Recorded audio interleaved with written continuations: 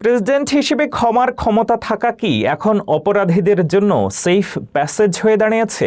Oval অফিসের 200 ফুটের মধ্যে যারা এসেছেন তাদের সবাইকে গণক্ষমা দেওয়ার ঘোষণা দিয়ে নতুন বিতর্কের জন্ম দিয়েছেন ডোনাল্ড ট্রাম্প। ক্যাপিটল হিল হামলাকারী থেকে শুরু করে দণ্ডিত রাজনীতিবিদ সবাই যেন মুক্তি পাচ্ছেন ট্রাম্পের কৃপায়। ক্ষমতার শেষ বেলায় ট্রাম্পের এই বিতর্কিত চাল আমেরিকার বিচার ব্যবস্থার ভবিষ্যৎ কোন দিকে নিয়ে যায় সেটাই এখন দেখার বিষয়।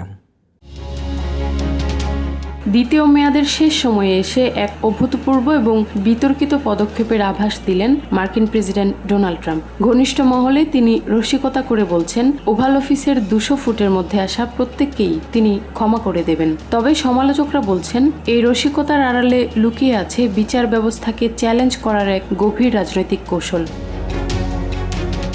ওয়াল স্ট্রিট জার্নালের তথ্য মতে ট্রাম্প তার ঘনিষ্ঠ উপদেষ্টাদের গণক্ষমা দেওয়ার পরিকল্পনা করছেন। হোয়াইট হাউস একে রসিকতা হিসেবে উড়িয়ে দিলেও প্রেস সেক্রেটারি স্পষ্ট জানিয়েছেন, প্রেসিডেন্টের ক্ষমার ক্ষমতা পরম বা অ্যাবসোলিউট।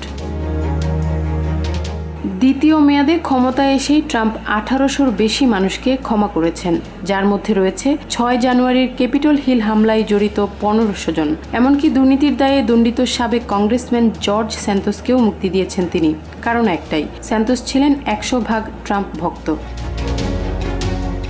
বাইন্যান্সের প্রতিষ্ঠাতা চ্যাংপেং ঝাওকে ক্ষমা করা নিয়ে তৈরি হয়েছে চরম বিতর্ক। কারণ ট্রাম্প পরিবারের ক্রিপ্টো ব্যবসার সাথে বাইন্যান্সের বিশাল আর্থিক লেনদেনের সম্পর্ক ছিল।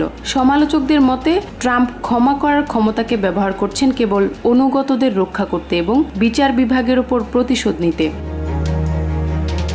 বিচার ব্যবস্থা কি এখন ব্যক্তিগত আনুগত্যের কাছে নতি স্বীকার করছে? ট্রাম্পের এই পার্থিব ক্ষমা কি আমেরিকার গণতান্ত্রিক কাঠামোকে দীর্ঘমেয়াদী সংকটে ফেলবে? সেই প্রশ্ন এখন বড় হয়ে দেখা দিয়েছে।